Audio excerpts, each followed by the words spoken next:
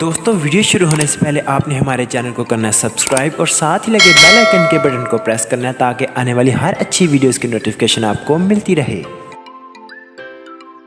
پرانے وقتوں کی بات ہے، ایک معصوم بچے نے ایک لڑکے سے آ کر پوچھا کہ بھائی کیا واقعی میں جنات ہوتے ہیں؟ تو لڑکے نے بچے کی معصومیت کا فائدہ اٹھایا اور سوچا کہ کیوں نہ آج اسے واقعی میں ڈرایا جائے۔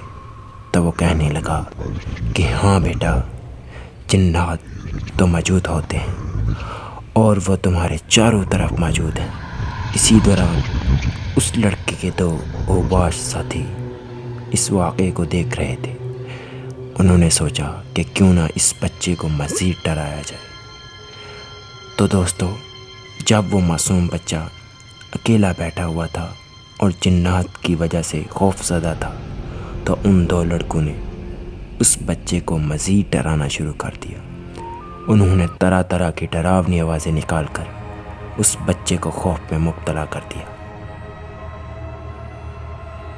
جب بچے نے چاہا کہ وہ اپنے گھر کی طرف روانہ ہو، تو ان دو لڑکوں نے جھاڑیوں میں چھپ کر اسے کینکر مارنا شروع کر دیے اور طرح طرح کی آوازیں نکالنا شروع کر دیں تاکہ وہ معصوم بچہ مزید خوف کا شکار ہو جائے۔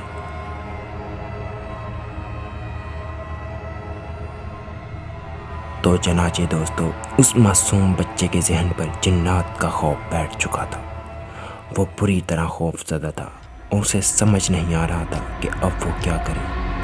اسے ایسا لگ رہا تھا جیسے اس کے چاروں طرف جنات موجود ہیں۔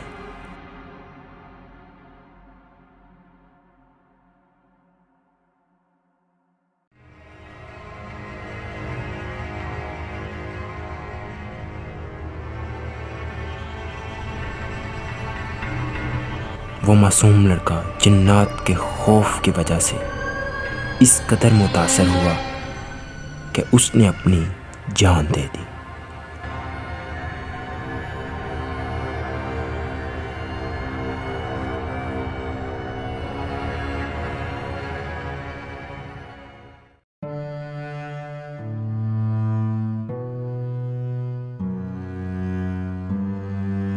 تو دوستو، جب وہ لڑکا اس جگہ سے گزرا جہاں پر وہ بچہ پڑا ہوا تھا، تو اس نے بچے کو دیکھا، اس نے بچے کو چیک کیا، اس نے دیکھا کہ بچے کی نبض بند ہو چکی ہے، اس کے دل نے دھڑکنا چھوڑ دیا ہے۔